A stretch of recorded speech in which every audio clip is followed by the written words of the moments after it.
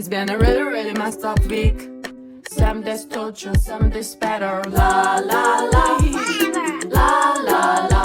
Oke Wak, jadi kisah malam ini datang dari Wawa aku yang namanya Afza dari Bengkulu. Halo Afza, halo Bengkulu. Nah di sini Wak, Afza ini ingin menceritakan kejadian horor yang dialami oleh ibunya dan cukup menjadi luka besar bagi keluarganya Wak. Nah jadi cerita ini terjadi pada tahun 1999 Wak. Waktu orang tuanya Afza ini baru menikah. Nah biar gampang kita panggil aja nama ayah Afza ini dengan sebutan Baba dan ibu Afza dengan sebutan Bia Wak ya. Baba dan Bia ya. Nah Baba sama Bia ini Wak menikah di usia yang cukup muda. Mereka menikah setelah lulus SMA karena dijodohkan Wak. Dan setelah Baba sama Bia ini menikah, Baba sama Bia ini pun keluarlah dari rumah orang tuanya dan mengontrak rumah kecil di salah satu kontrakan yang murah lah gitu. Dan posisinya pada saat itu Baba ini belum mendapatkan pekerjaan Wak. Baru lulus SMA kali ya kan. Nah dah tuh kan Wak, tinggallah itu mereka di kontrakan. Nah selama hampir 10 bulan lamanya Baba ini mencari pekerjaan, tapi belum juga dapat. Akhirnya salah satu sepupu jauhnya Bia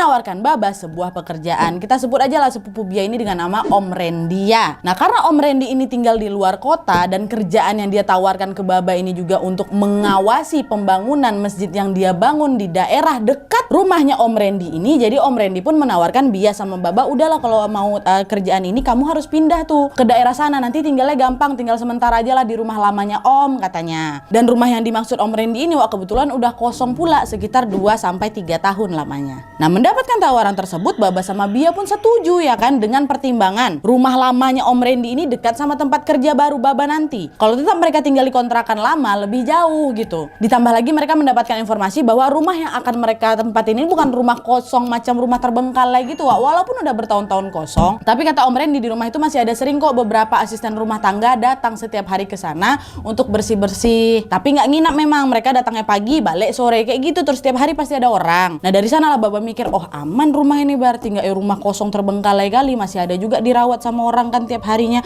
Udahlah Bia gimana, mau nggak apa-apa lah Ba kata Bia kan, dibanding nanti Baba bolak-balik kejauhan, lagian juga kan ini tawaran pekerjaan harus kita terima gitu. Udahlah tuh Wak, seminggu kemudian Baba sama Bia pindahlah ke rumah ini. Dan di sini Wak kondisinya Bia sudah hamil anak pertama mereka, which is abangnya Afza, dengan usia kandungan sekitar 1 bulanan lah. Dan saat mereka datang Wak, kondisi rumahnya tuh katanya memang mirip-mirip macam villa tua gitu, besar, halamannya pun luas sekali. Nah di belakang rumah inti itu ada satu rumah juga lumayan besar juga, dan kata Om Randy Wak, rumah itu adalah milik sepasang suami istri yang selama ini mengurus rumah depan, rumah inti itu. Jadi ada 2 rumah dalam kawasan yang besar itu. Nah dah kan Wak, baru aja sampai di depan rumah itu Bia tuh udah kayak ngerasa nggak nyaman lah, entah karena hawanya atau apanya gitu kan Wak. Tapi Bia ini merasa ada sesuatu yang nggak beres ini kayaknya di rumah nih. Bah, kok agak nggak enak ya hawanya, kata si Bia kan. Ah nggak ada apa-apa kok, cuma sugesti kamu aja, tenang aja sayang, di sini aman kok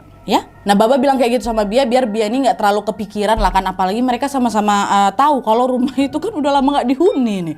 Nah dan tuh Wak, tidak lama kemudian mereka pun bertemulah dengan pemilik rumah di belakang rumah mereka ini, yaitu sepasang suami istri yang sudah berumur. Kita panggil aja lah mereka dengan nama Nenek dan Datuk ya. Mereka datang lah itu menyambut Baba dan Bia kan. Nenek sama Datuk ini baik kali Wak kata Bia. Sampai-sampai setelah tahu bahwa Bia ini lagi hamil muda, Nenek sama Datuk lah yang buru-buru langsung bantuin bawa angkat koper-koper besar mereka tuh loh untuk dimasukkan ke dalam rumah. Dan pada saat Bia memasuki rumah besar itu, suasana di dalam pun makin gak karuan lagi Wak. Bia ini bisa merasakan kedatangannya dia sama Baba ini seperti sudah disambut sama si penghuni rumah.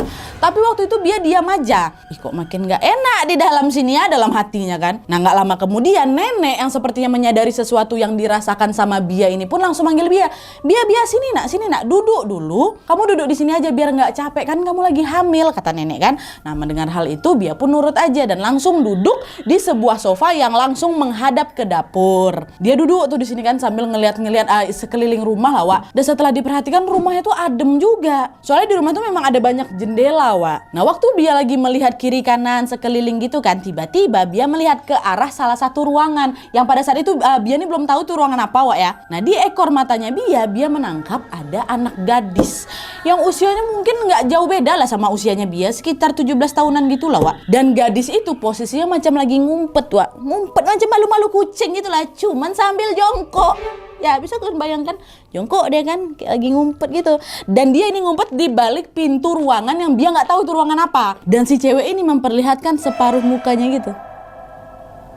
Tapi dia senyum, Wak. Jongkok dia kan kayak malu-malu, dia gitu senyum dia. Kayak gitu Nah karena dia senyum, disenyumin balik sama Bia. Digituin. Waktu itu Bia nggak mikir aneh-aneh, Wak, karena Bia pikir perempuan itu adalah anaknya datuk sama nenek. Kayaknya dia seumuran lah sama aku. Yes, lumayan lah bisa jadi kawan ngobrol aku selama aku di sini gitu, selama si Baba pergi kerja. Dalam hatinya si Bia. Nah melihat perempuan itu dan melihat suasana rumah yang ternyata sejuk, Bia pun jadi udah kayak nggak ngerasa ketakutan lagi kayak yang pertama kali datang, Wak. Dan pada saat itu Bia ini tidak menceritakan soal si perempuan itu kepada Baba. Karena apa? Karena mereka ini masih agak canggung untuk berinteraksi, Wak. Namanya juga kan hasil perjodohan gitu, Nadia, kata Afza kan masih malu-malu pertama mama sama bapak aku tuh. Mereka kayak ngomong yang penting-penting aja lah, yang nggak penting kayak gitu tuh nggak mau diceritain satu sama lain. Nah dah tuh kan, Wak ya. Nah satu hari tinggal di rumah itu, Baba sama Bia betul-betul merasa nyaman karena mereka itu tidak menemukan ada kejadian janggal yang bikin gak enak hati macam pertama kali datang tadi. Aman-aman aja semuanya, Wak. Nah tapi tepat 2 hari setelah kepindahan mereka ke rumah itu, pada suatu malam Bia ini tiba-tiba kebangun sekitar jam 11 malam lah, Wak, gegar kebelet pipis. Dan kebetulan pula, Wak, di kamar mereka ini nggak ada toilet di dalam. Jadi kalau misalnya mau pipis, Bia ini harus keluar rumah dulu karena toiletnya terpisah dengan bangunan rumah. Itulah makanya aku bilang macam villa-villa tua, Wak. Biasanya kan toilet itu memang terpisah dari rumah inti kan. Dah Bia bangunin lah Baba, ntar aku pipis, takut aku di luar, gelap, bangun sayang gitu.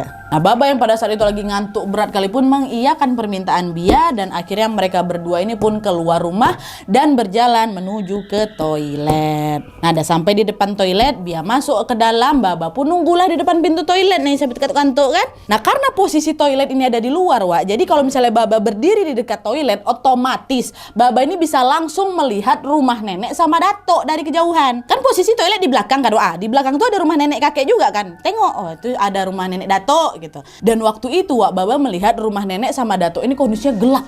Gelap, semua lampunya mati, termasuk lampu luar, Wak. Kan biasanya walaupun udah malam pasti minimal lampu depan itu nyala lah ya kan. Atau adalah itu lampu dari salah satu ruangan yang nyala ketengok dari luar, entah itu dari ruang tamu, entah dari ruang makan, pokoknya ada lah ya kan, lampu satu aja yang nyala. Tapi waktu itu nggak ada sama sekali, Wak. Macam rumah nggak ada penghuninya gitu. Tapi posisi malam itu masih bisa kelihatan nih bentuk depannya kayak gimana karena cahaya bulan. Dan pas Baba perhatikan lagi, Wak, ternyata di depan rumah nenek sama datuk itu ada seorang perempuan berambut pendek sebahu gitu kan, Wak. Dia pakai rok jeans, panjang rok jeansnya hingga menutupi lututnya. Dan di bagian atas dia pakai kemeja, Wak, ya. Dan perempuan itu sedang duduk di kursi kayu depan rumah nenek datuk. Nah dari kejauhan, Wak, Baba ini melihat sepertinya perempuan itu lagi macam menyapa Baba sambil tersenyum gitu kan.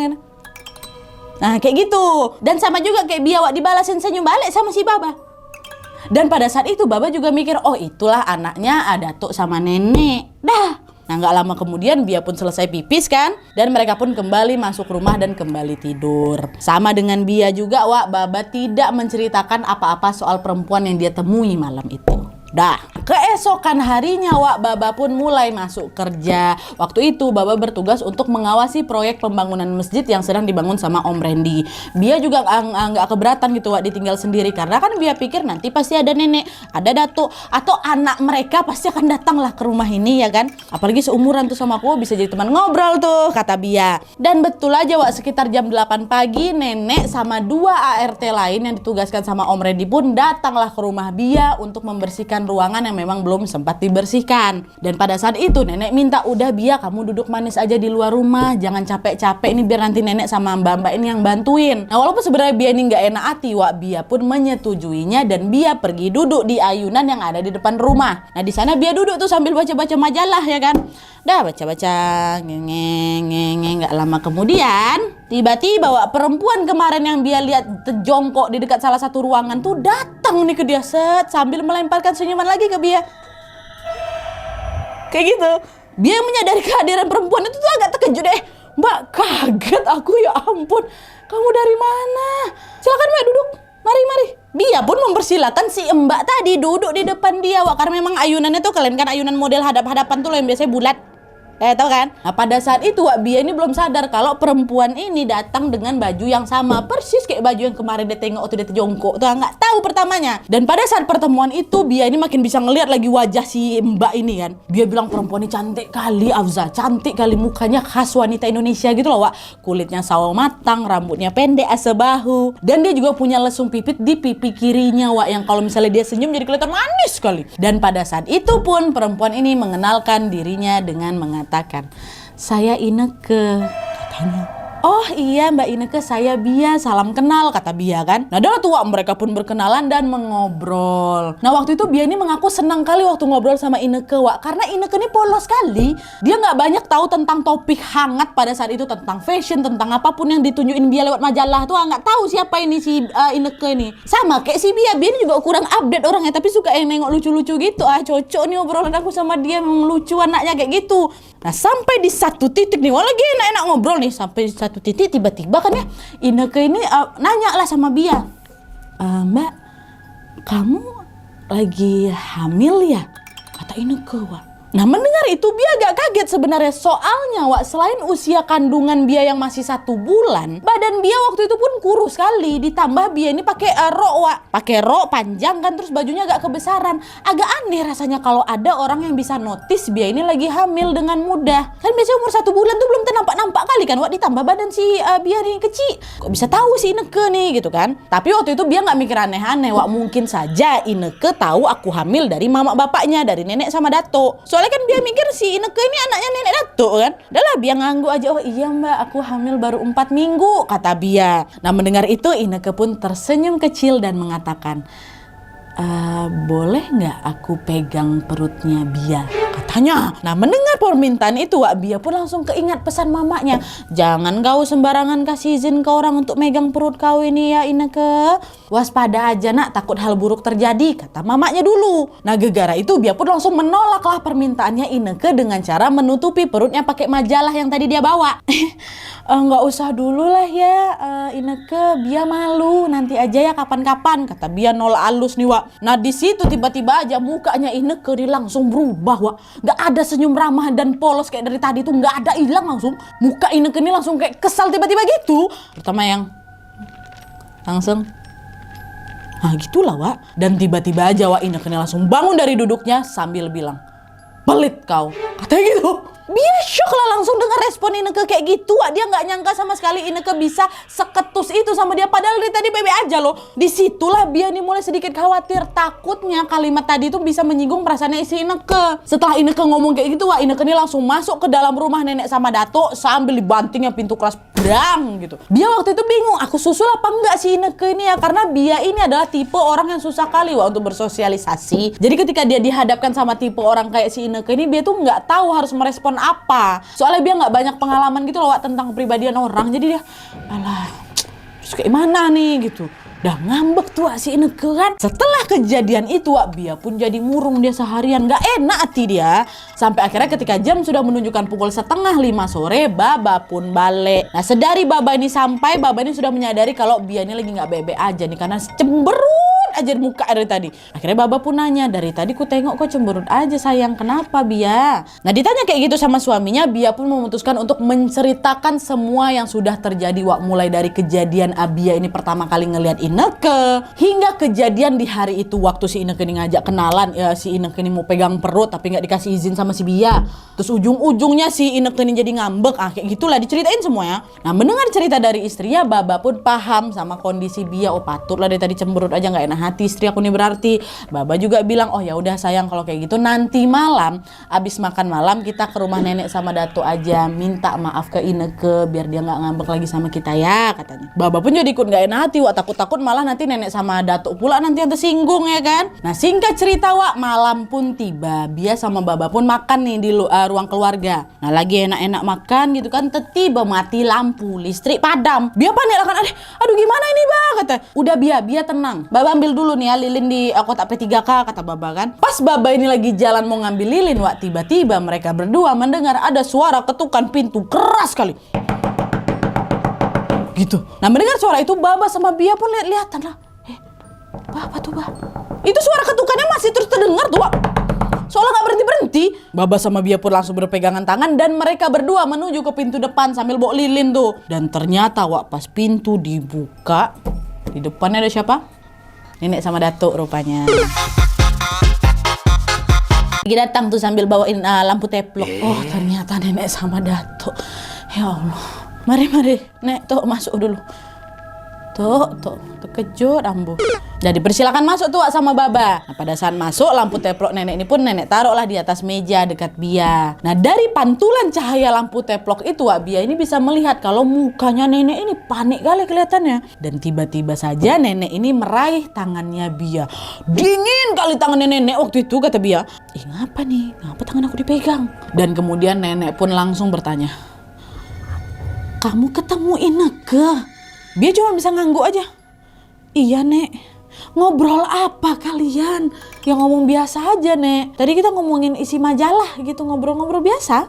Dia tahu kamu hamil. Nah, dengar pertanyaan terakhir ini terkejutlah Bia sama Baba. Waduh. Pasti Ineke udah ngadu ini sama mamanya. Makanya mamanya datang ke sini nih mau marahin kita ini. Iya, Nek, dia tahu. Itulah tadi saya sama Baba memang udah bermaksud ini mau minta maaf ke nenek sama kakek langsung setelah selesai makan malam ini. Karena tadi aku udah gak kasih izin ke Ineke untuk pegang perutku, Nek. Jawab Bia. Nah, mendengar hal itu seketika nenek pun langsung ngucap Wak dan bilang Alhamdulillah, kata nenek gitu Wak. Dielus-elus tangannya Bia kan sampai nangis nenek nih. Nenek ngapa? Nek, kenapa emangnya? Kata si Baba. Nah, di sini Wak, nenek pun mulai bercerita tentang siapa si Ineke ini. Ineke ini memang anaknya nenek sama datuk, tapi dia sudah meninggal sejak 6 tahun yang lalu. Nah, kalian masih ingat sama Om Randy? Om Randy pemilik rumah yang ditempatin Baba sama Bia tuh. Nah, dulu Wak, Om Randy sama Ineke ini saling suka Wak. Ya meskipun belum saling mengungkapkan Wak, tipikal masih malu-malu kucing lah gitu. Dan ditambah lagi kan mereka tinggal di satu kawasan kan Wak. Rumah Om Randy di depan, rumah Ineke di belakang. Dekat kali. Nah, dari sana lah Wak benih-benih cinta ini muncul, tapi sama-sama tidak mengungkapkan satu sama lain. Nah, sampailah tiba pada suatu hari Wak, ada sebuah kejadian kelam yang menimpa Ineke. Ineke ini diperkaos sama orang asing yang tidak seorang pun tahu siapa orang asing nih. Ineke ini kan dasarnya cantik kali kan Wak. Itulah mungkin yang memancing hasrat orang asing ini untuk memperkaos dia. Dan akibat kejadian itu Ineke ini pun jadi hamil Wak. Nah, mengetahui kalau Ineke hamil, Om Randy yang tadinya suka kali sama Ineke pun memilih untuk meninggalkan Ineke dan menerima perempuan lain yang memang sudah dicalonkan sama orang tuanya, yaitu istrinya Om Randy sekarang. Nah, mengetahui kalau Om Randy ini akan menikah dengan perempuan lain, makin bencilah Ineke sama anak yang dia kandung. Udahlah dia diperkaos, ditinggalkan laki-laki yang dia cintai, sekaligus juga mengandung anak yang sama sekali tidak dia harapkan. Frustasilah Ineke pada saat itu Wak. Udah gak sanggup kali dia nahan amarahnya sama janin yang dia kandung kan. Hingga akhirnya Ineke nekat Wak, menusukkan gunting besar ke perutnya hingga dia kehabisan darah. Dia benci sama anak tuh, tusuk dar. Dan untungnya waktu kejadian penusukan itu Om Randy lagi ada di rumah. Dengarlah nenek sama datuk teriak-teriak kan. Om Randy lah waktu itu langsung datang ke rumah, dibawanya Ineke ke rumah sakit. Dan pada saat di rumah sakit Wak, Ineke ini sempat mengatakan ke Om Randy, aku sebetulnya suka dan cinta kali sama kamu, Ren. Aku gak peduli meskipun kamu mau menikah sama wanita lain, aku tetap sayang sama kamu. Itu katanya. Dan tidak lama setelah dia mengucapkan itu sama Randy, Wak, sama Om Randy ini, Ineke pun langsung menghembuskan nafas terakhirnya. Meninggal Ineke sama janin yang dia kandung. Sejak kejadian Ineke menghilangkan nyawanya dan juga nyawa janinnya itu, Wak, setiap ada perempuan hamil di lingkungan mereka, perempuan hamil ini tidak boleh ditinggal di rumah sendirian. Harus dikawal sama orang lain, entah suaminya, mama, pokoknya jangan sampai sendiri lah. Karena apa, Wak? Karena dipercaya Ineke ini pasti bakal datang dan meminta bayi mereka dengan cara mengelus perut Bumil tadi. Lah kan semasa hidupnya Ineke ini benci kali sama bayi yang dikandungnya Nadia. Dia bukan sebenarnya nggak mau sama bayi itu. Kenapa sekarang dia malah mau minta bayi-bayi yang ada di kandungan orang lain, ya kan? Nah inilah, Wak, kata nenek, hal itu terjadi dikarenakan rasa bersalahnya Ineke pada anaknya itu. Biar bagaimanapun disitulah si Ineke ini baru mikir, bayi yang ada dalam kandungannya itu yang nggak salah apa-apa, dia tidak pantas mati. Makanya itulah Ineke ini jadi punya keinginan untuk merebut janin dari setiap perempuan yang lagi hamil. Gitu. Telat mikirnya si Ineke nih. Nah, mendengar penjelasan dari si nenek, disitulah Bia sama Baba langsung shock, Wak. Ternyata yang kita lihat selama ini bukan manusia, tapi hantunya Ineke. Tapi di titik ini Wak, Bia ini juga bersyukur karena tidak mengizinkan Ineke untuk memegang perutnya waktu itu kan. Bisa-bisa diambil juga janin Bia waktu itu katanya. Dan sejak kejadian itu Wak, baik Bia ataupun Baba sudah tidak pernah lagi melihat Ineke di sekitar mereka. Tapi bukan berarti cerita ini selesai ya ladies and gentlemen. Cerita ini belum selesai Wak, malah baru dimulai ya. Ya sama juga kayak Bia sama Baba, awalnya mereka pikir oh ini sudah berakhir, akan baik-baik saja kehidupan kami. Tapi ternyata di sini terornya si Ineke pun berlanjut. Nah jadi Wak, pada suatu hari ceritanya Bia ini lagi merajuk lah sama Baba. Perkara beberapa hari belakangan itu Baba ini suka pulang telat Wak, karena proyeknya yang memang sudah mulai berjalan kan. Ngomel lah itu Bia sama Baba, "Bah, bisa gak sih kau tuh pulang rumah tuh lebih awal, Bah? Aku makan malam sendiri terus, untung ada nenek sama Dato yang selalu nemenin aku. Kalau gak gimana? Gak takut kau aku kenapa-napa, Bah? Hah?" "Iya sayang, maaf lah, nanti aku usahain pulang tepat waktu ya," kata Baba menenangkan Bia kan Wak. Nah terus keesokan harinya dan seterusnya Baba pun selalu balik tepat waktu nih, takut sama bininya kan. Tapi Wak, di suatu hari Baba ini gak pulang tepat waktu lagi. Ditunggu kok gak balik-balik. Laki aku kan sampai jam 8 malam gak juga tuh balik-balik. Kesal lagi lah Bia jadinya kan Wak. Mungkin ya memang ngebawaan hamil lagi manja-manjanya tuh, pengen dekat-dekat terus sama suaminya kan. Nah gegara lama nungguin Baba yang gak kunjung balik ini juga, akhirnya Bia telepon lah ayahnya, kita sebut aja lah dengan Buya. "Buya, bisa nggak jemput aku sekarang? Suamiku nggak pulang-pulang kerja dari tadi nih, Aku nginap di rumah Buya aja lah dulu ya," kata Bia. "Oh alah, iyalah nak, bentar lagi Buya jemput ya," kata Buya. Gak lama kemudian Buya pun datang menjemput Bia dan mereka pun pulanglah ke rumahnya Buya. Jadi rumah tuh kosong nih Wak ya. Nah ketika Baba pulang kerja Wak, dia melihat kondisi rumah kok sepi kali. Baba masuk ke dalam kan pakai kunci cadangan tuh. Kemana bini aku nih, kok tumben aku pulang gak disambut? Apa udah tidur kali ya, pikir si Baba. Nah tapi Wak, ketika Baba ini mau ngambil minum di dapur, tiba-tiba saja Baba melihat ada Bia di luar rumah dekat toilet lagi jongkok. Gak dalam toilet Wak ya, di luar gak lagi pup si Bia ini, bukan lagi terduduk aja jongkok aja depan toilet tuh. Kok Bia ada di situ? Didatangin langsung sama Baba kan. "Bia, ngapain kamu di sini? Dingin loh di luar. Ayo cepet masuk. Mana mukamu pucat lagi? Kenapa kamu sakit?" tanya Baba khawatir. Kan aku pun khawatir Baba jadinya, kenapa kau ada di situ Bia? Padahal kan Bia ke tempat Buya. Mana dia jongkok lagi di situ, mukanya pucat, ya Allah. Nah Baba pun langsung lah digendongnya Bia kan, dibawanya lah ke dalam rumah. Nah waktu itu Bia jawab, "Nggak apa-apa kok, sakitnya udah hilang. Aku pengen aja godain kamu, Ba. Udah rindu kali aku beberapa hari ini ditinggal kerja pulang malam terus sama kamu." Kata siapa ini? Kata Bia nih sambil ngegoda si Baba sambil ketawa pula dia. Baba pun senyum-senyum aja Wak, menanggapi tingkah konyolnya si Bia ini kan. Nah adalah di malam itu pun Baba mengajak Bia menemaninya makan malam kan. Makan gitu. Nah pas lagi makan ini Baba ceritanya mau romantis-romantisan pula Wak. Takut diamuk mungkin dia sama bininya gegara balik telat lagi ya kan. Sok-sok mau romantis, diambil suapan makanan kan, mau disuapin ya Bia nih, "Saya makan lah dulu gini gitu."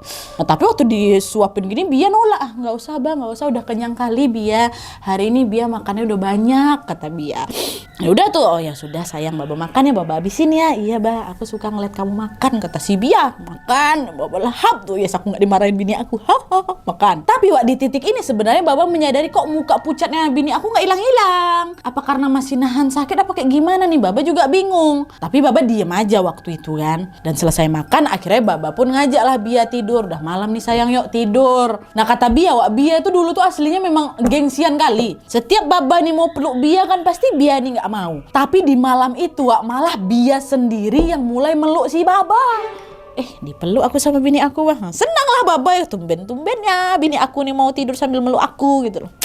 Alah sayang, nah tidurlah mereka berdua. Terus Wak, keesokan harinya ketika bangun tidur, Bia ini udah gak kelihatan ada di samping Baba. Waktu itu Baba mikir, oh mungkin bini aku lagi jalan-jalan keluar atau lagi main ke rumah nenek ini. Dah Baba pun lanjut lagi mandi, terus sarapan, terus langsung lah mau pergi berangkat kerja. Nah pas Baba mau berangkat kerja ini Wak, Baba melihat Bia sama Buya datang pakai mobilnya Buya.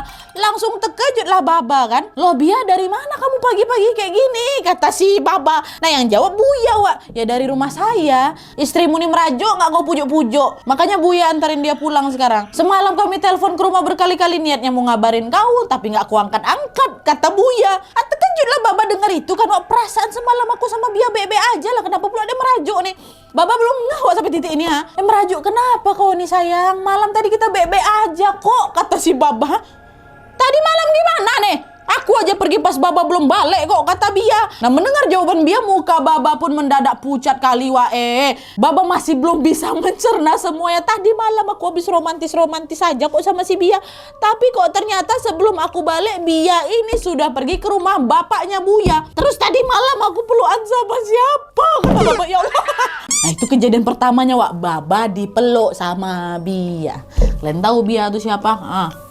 Siapa lagi ya kan? Nah, masuk deh Wak, kita ke kejadian yang kedua yang gak kalah seremnya juga. Nah, beberapa hari setelah kejadian Bia itu merajuk, di suatu Jumat subuh Wak, setelah azan, Bia ini lagi bantu-bantu Mbak ART gitulah yang lagi masak di dapur. Jadi tiap hari Jumat Wak, Bia sama Baba ini suka kayak bagi-bagi makanan macam untuk Jumat berkah gitulah. Nah, pada saat itu Wak, Bia ini mau mencuci sayuran dekat keran di pintu belakang rumah. Dan Bia posisinya waktu itu nyuci sambil kayak ruku gitu Wak, karena agak susah kalau mau jongkok, udah agak besar ini perutnya. Dan pas lagi nyuci-nyuci itu tiba-tiba Bia ngerasa ada orang yang ngedorong dia dari belakang. Wah, gitu ya. Terjatuhlah Bia dibuat waktu itu Wak. Nah, tapi untungnya pada saat itu Wak, waktu Bia ini terjatuh, lutut sama telapak tangannya ini masih mendarat duluan, gitu.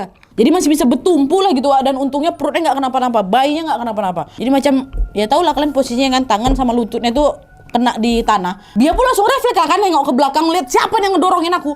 Tapi ternyata kosong Wak, nggak ada siapa-siapa di belakangnya.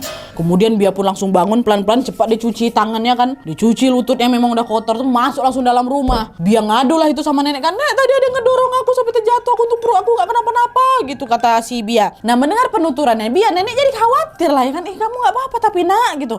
Nah, akhirnya waktu itu nenek pun meminta salah satu ART, kita panggil aja lah namanya Bu As, untuk mengambil sayuran yang dicuci sama Bia tadi karena kelupaan Bia bawa masuk ke dalam. Udah panik kali Bia kan. Dah Bu As pun pergilah keluar mau ngambil itu sayur. Dan baru aja Bu As ini keluar Wak, tiba-tiba Bu As langsung masuk lagi balik ke rumah, telari dia terbirit-birit Wak, muka langsung pucat kali. Ngapa kau telari-lari kayak gini, kenapa?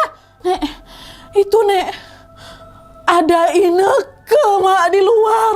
Itu kata Bu As, ada Ineke. Nenek pun langsung terkejut kan Wak, dan dia mikir, oh ini berarti yang ngedorong si Bia tadi Ineke nih. Cepat-cepatlah nenek keluar kan Wak, dan ternyata di sana udah nggak ada siapa-siapa lagi, alias kosong, nggak ada Ineke tuh. Nah, itu kejadian kedua Wak, hampir melukai si Bia. Dan teror Ineke ke Baba sama Bia tidak sampai di situ aja Wak. Puncaknya ada lagi nih, pas Bia sama Baba lagi ngadain syukuran 7 bulanan. Dan gangguan yang ketiga ini betul-betul udah ekstrim kali menurut aku Wak. Dimana hari itu harusnya senang-senang aja kan, hari itu pagi-pagi Bia udah dandan, siap-siap dia pakai baju bagus. Di kamarnya Baba sama Bia juga udah banyak kali sana saudara berkumpul. Ada mamanya Bia, ada mamanya Baba, pokoknya rame kali lah Wak acara tuh. Mengingat juga ini adalah untuk menyambut cucu pertama dari keluarga mereka, baik dari keluarga Baba ataupun keluarga Bia. Makanya disambut dengan sukacita lah kan. Tapi waktu itu Wak, Om Randy si pemilik rumah tuh nggak bisa datang karena Om Randy lagi ada pekerjaan yang tidak bisa ditinggalkan. Cuma Om Randy aja lah nggak datang. Nah, pas Bia ini lagi ngobrol asik-asik sama sanak saudara lainnya di kamar kan, tiba-tiba aja salah satu sepupu perempuannya Bia yang masih duduk di bangku SMA, kita sebut aja lah namanya Ayu, datang ini Wak masuk ke kamar Bia tanpa permisi, macam sedikit berlari gitu kan Wak, dan langsung ngebanting pintu kamar tuh. Waktu udah masuk, si Ayu ini ngelihat muka Bia dengan penuh rasa benci, dan kemudian dia berteriak kencang kali Wak, "Harusnya bukan kau yang hamil anak Baba, harusnya aku yang hamil," katanya. Semua orang di situ langsung terkejut lah kan, mereka nggak nyangka Ayu ini kok bisa tiba-tiba marah kayak gitu. Tapi Wak, waktu itu Bia sama beberapa orang lainnya mikirnya si Ayu ini bukan kesurupan, tapi Ayu ini marah karena dia ini sebenarnya naksir sama Baba, macam kau tuh kayak lagi cemburu apa gimana gitulah istilah ya. Nah, belum sempat ditenangin lagi nih Wak ya, tiba-tiba aja Ayu ini berlari, dia loncat naik ke kasurnya si Bia tuh, dicabutnya kerudungnya Bia, dijambak rambut Bia Wak. Mengamuk si Ayu ini mengamuk, tapi untungnya langsung ditahan tuh sama orang-orang yang ada di sana. Nah, Jidah Wak atau ibunya Bia pun refleks lah, langsung narik tangannya si Ayu kan, ditampar sekali gitu. Maksudnya Jidah ini supaya kau sadar gitu apa yang kau buat nih ha. Nah, tapi di sini Ayu malah balik dilawannya si Jidah. Matanya merah Wak, natap Jidah dengan penuh amarah, macam mau dibalasnya balik Jidah tuh dia. Ada takut-takutnya deh dong. Dan tidak lama setelah itu nenek belakang, nenek Datuk, nenek pun langsung datang ke kamarnya Bia, dipegangnya pergelangan tangannya Ayu. Barulah di sana Ayu tiba-tiba jadi lemas dan jatuh terduduk di kasur. Gitu. Jadi ternyata suara teriakan Ayu di kamar tadi itu saking mungkin kerasnya Wak, terdengar sampai luar. Makanya nenek yang waktu itu lagi siap-siapin makanan pun terdengar suara itu langsung masuk. Ini pasti ada yang gak beres ini. Dan ternyata betul kan si Ayu lagi ngamuk-ngamuk sama siapa? Sama si Bia. Nah Ayu yang tadinya terduduk lemah di kasur ini pun Wak seketika langsung menangis. Langsung menangis, keras sekali dia nangis. Sambil menunjuk perutnya Bia dengan mengatakan sepatah kata. Anakku. Anakku. Nah disitulah Bia cepat menyadari bahwa Ayu ini sudah dirasuki oleh Inneke. Dan di depan orang banyak itu Wak Bia langsung nanya, Inneke, mau kamu itu apa? Kenapa kamu ganggu Bia? Padahal Bia gak pernah gangguin kamu. Ditanya kayak gitu Inneke diam aja Wak. Dia tidak mengeluarkan kata apapun selain anakku, anakku, anakku. Itu terus diulang-ulang. Dan kata Bia Wak, dia tuh ngomong kayak gitu sambil dengan nangis yang kayak sedih kali. Macam, tau kalian gak sih kalian orang nangis yang sedih kali nampak ya? Ya orang nangis pasti sedih sih Nadia. Iya sih. Tapi kata Bia nangisnya tuh macam nangis kayak kehilangan, betul-betul kehilangan gitu.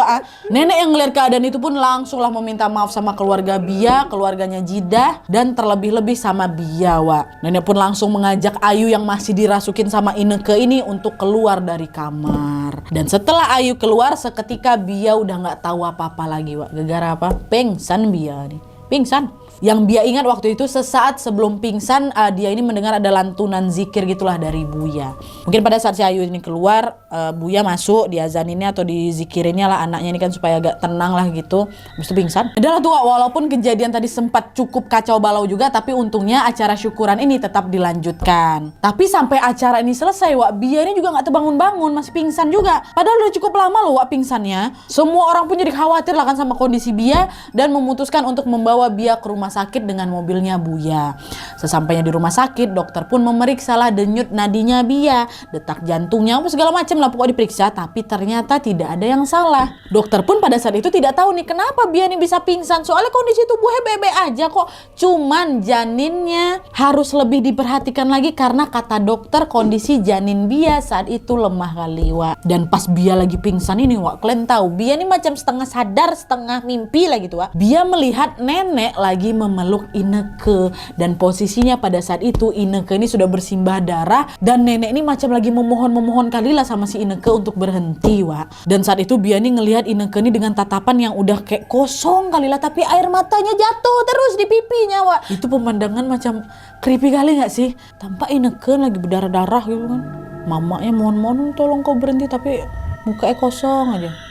Kosong, air matanya turun. Dan setelah peristiwa saat tahlilan kemarin yang Ayu-Ayu mengamuk itu Wak, kondisi Bia pun berangsur membaik. Hanya saja teror dari Inneke ini belum selesai. Ya meskipun tidak melukai Bia atau Baba secara fisik Wak, tapi Inneke ini seringkali jadi iseng dia.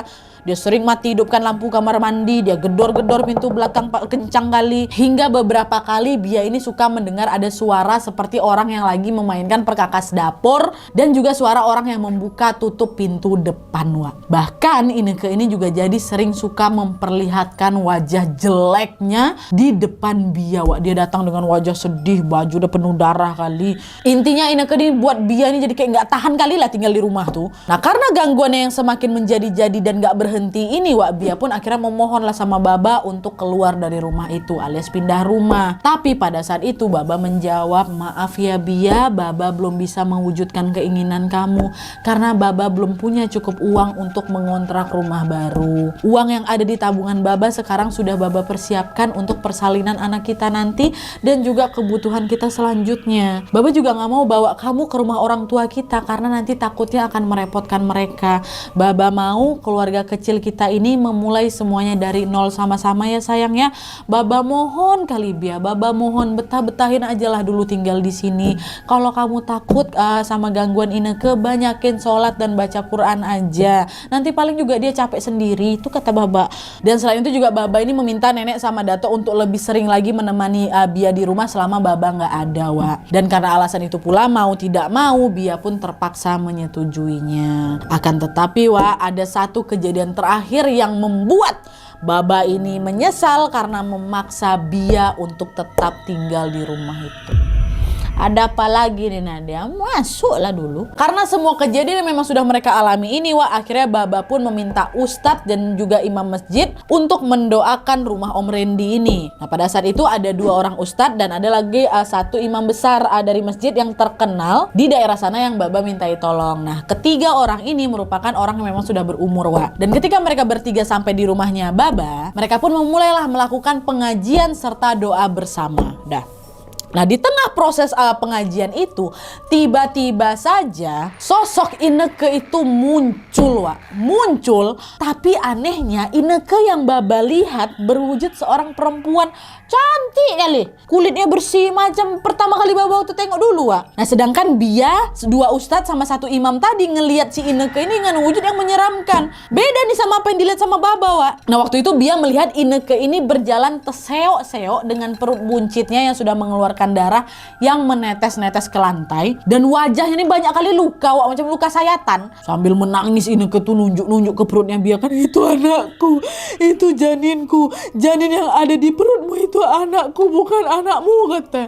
Itu yang ditengok sama Bia, Nah, yang ditengok sama Baba betul-betul berbeda 180 derajat, Ineke yang datang ke arah Baba ini adalah Ineke dengan wajah yang manis tapi lagi nangis memang. Nangis kencang kali, dia natap matanya Baba kan dengan tatapan ingin dikasihani gitu loh, Dan yang bikin Baba terkejut adalah Ineke bilang bahwa dia jatuh cinta sama Baba, Itulah kenapa sekejam itu Ineke memperlakukan Bia. Karena apa? Dia cemburu, dia iri nengok si Bia yang diperlakukan dengan sangat baik oleh seluruh pria di sekitarnya Bia. Buya kah, Baba kah, kakek, orang-orang sekitarnya juga. Aku benci kali sama istrimu itu. Nasibnya baik kali, disayang-sayang sama suaminya. Ngapa aku enggak?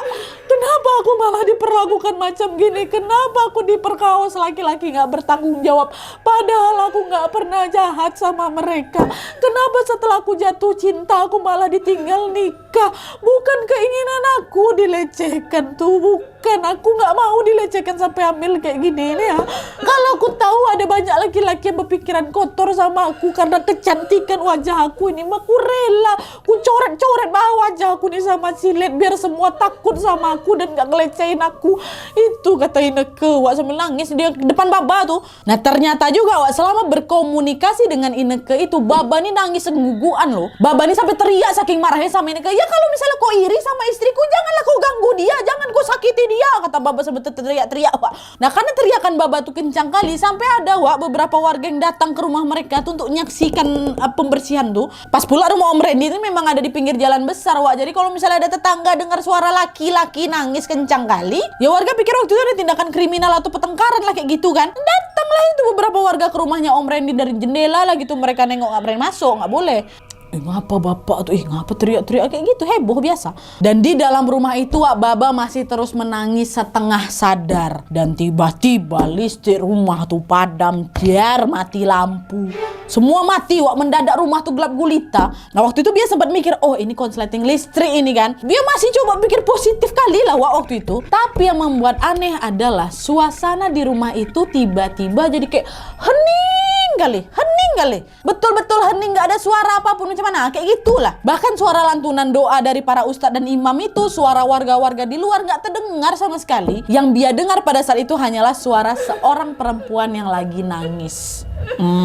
Disinilah Bia nih mulai khawatir dan langsung ngeliat ke arah Baba yang juga lagi ngeliat Bia, sama-sama lihat-lihatan mereka. Baba langsung digenggam tangan Bia kuat-kuat kan, langsung bilang, "Woi kau Ineke, jangan kau ganggu kami lagi ya. Derajatku tuh lebih rendah dibanding kami." Gitu. Nah, dengar itu Ineke dia bukannya takut, malah ketawa dia.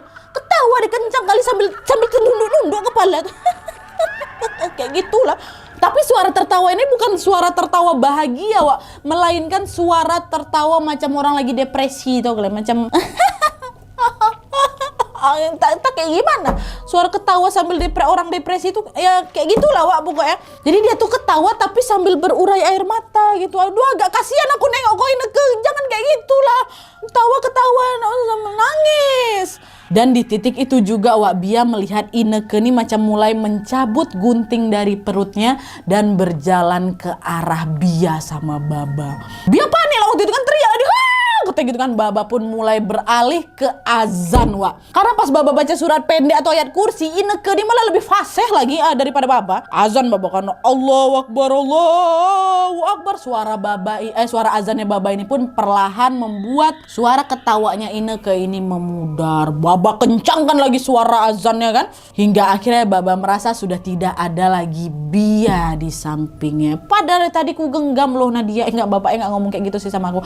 Padahal Baba tuh ngegenggam tangan Bia kencang kali waktu itu. Ingat kan kalian? Nggak merasa kejanggalan, kok nggak ada bini aku di sebelah nih. Baba pun langsung menyelesaikan azannya dan langsung berdoa memohon kepada Allah untuk melindungi Bia dan juga janinnya. Tapi Wak, sayangnya belum sempat selesai lagi Baba ini menyelesaikan azannya itu. Azannya itu pun terputus pada saat Baba mendengar Bia berteriak kesakitan. Dengan cepat Baba langsung gendong Bia keluar dari rumah kan, dan berniat untuk membawa Bia ke rumah sakit. Nah di luar kan ada banyak tuh orang ngintip tadi itu kan. Mereka juga menawarkan Baba tumpangan untuk pergi ke rumah sakit. Udah Pak masuk ke mobil saya aja nih biar saya anterin gitu. Saat itu Baba udah nggak peduli lagi dia nebeng sama siapa, kondisi rumah itu macam mana, tinggalkan kayak gitu aja. Dan ternyata Wak, belum lagi nyampe di rumah sakit, Bia udah dalam posisi pingsan. Baba juga melihat rok kuning yang dipakai Bia kondisinya sudah diselimuti darah, Wak.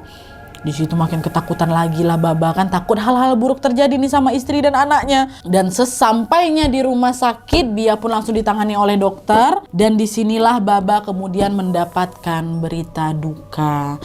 Janin Bia terpaksa harus dikeluarkan karena sudah lama tidak bernyawa, Wak. Bukan barusan, sudah lama tidak bernyawa. Dan jika terus ini dibiarkan di dalam perut istri Bapak, maka nyawa istri Bapak yang akan menjadi taruhannya. Itu kata dokter. Akhirnya Wak, dengan rasa sedih yang mendalam, Baba dan Bia pun terpaksa melepaskan bayi yang mereka idam-idamkan selama ini untuk pergi selama-lamanya.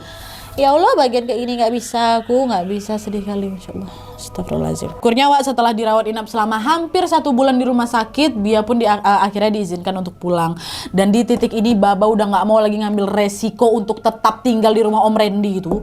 Takut kejadian yang kemarin itu terulang lagi kan, takut kejiwaannya Bia ini juga tergoncang karena trauma yang disebabkan oleh Ineke yang ada dalam rumah itu. Bia pun akhirnya langsung dibawa balik ke rumah orang tuanya, yaitu di rumahnya Buya dan Jidah. Dan gak lama kemudian barulah Baba ini berkunjung lagi ke rumahnya Om Randy untuk pamit sama nenek, datuk, dan juga para pengurus rumah.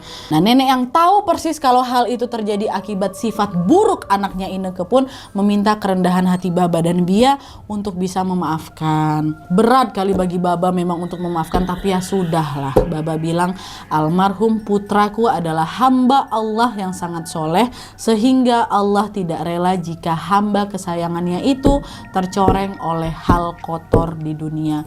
Maka dari itu Allah ambil kembali almarhum ke pangkuannya. Itu kata Baba, Wak. Dan sejak kejadian itu Baba pun ikhlas abangnya Afza ini kembali ke pangkuan Allah, meski dengan cara yang belum bisa diterima oleh akal sehat banyak orang sampai sekarang. Sebetulnya pada saat para pemuka agama mengadakan doa bersama untuk pembersihan tadi itu, Wak, salah satu ustadz di sana mengatakan kepada Baba dan Bia bahwa sebenarnya rumah ini ada banyak kali penghuninya memang, karena rumah ini kan juga udah lama kosong. Makhluk-makhluk yang ada di rumah itu katanya kesal sama Baba dan Bia karena huniannya mereka ini udah dihuni lagi sama manusia. Tapi energi mereka ini kalah jauh sama energi Baba dan Bia yang sering mendirikan sholat 5 waktu dan juga berzikir. Nah kalau untuk si Ineke ini, Wak, Ineke ini sudah menyimpan dendam yang udah kuat kali, ditambah lagi karena dosanya menghilangkan nyawanya sendiri dan menghilangkan nyawa anaknya. Itulah yang membuat arwahnya ini sepertinya tidak bisa diterima di sisi Allah Subhanahu wa Ta'ala. Hal itu pula lah yang menyebabkan Ineke bergentayangan gak tentu arah. Dan sejak kepindahan Baba dan Bia, rumahnya Om Randy pun akhirnya terbengkalai, Wak, tidak berpenghuni. Sedangkan nenek sama datuk, orang tuanya Ineke, memilih untuk pulang kampung, Wak, karena merasa bersalah gitu sama keluarganya Baba dan Bia, gak mau lagi tinggal di situ walaupun mereka sudah tidak tinggal di sana lagi. Dan sampai saat ini pun, kata Afza, Wak, ya, sampai saat ini pun Bia masih belum bisa memaafkan perbuatan Ineke, sehingga sesekali Bia masih melihat Ineke sekilas. Dan pada saat Bia hamil anak kedua, Bia sudah tidak pernah lagi ditinggalkan sendirian di rumah. Baba dan semua keluarganya selalu berupaya bagaimana bisa membahagiakan Bia hingga kehamilannya lancar, dan barulah lahir Afza nih. Dia bercerita sama kita, turut berduka cita ya Afza atas perginya abangmu sebelum kau nengok dia.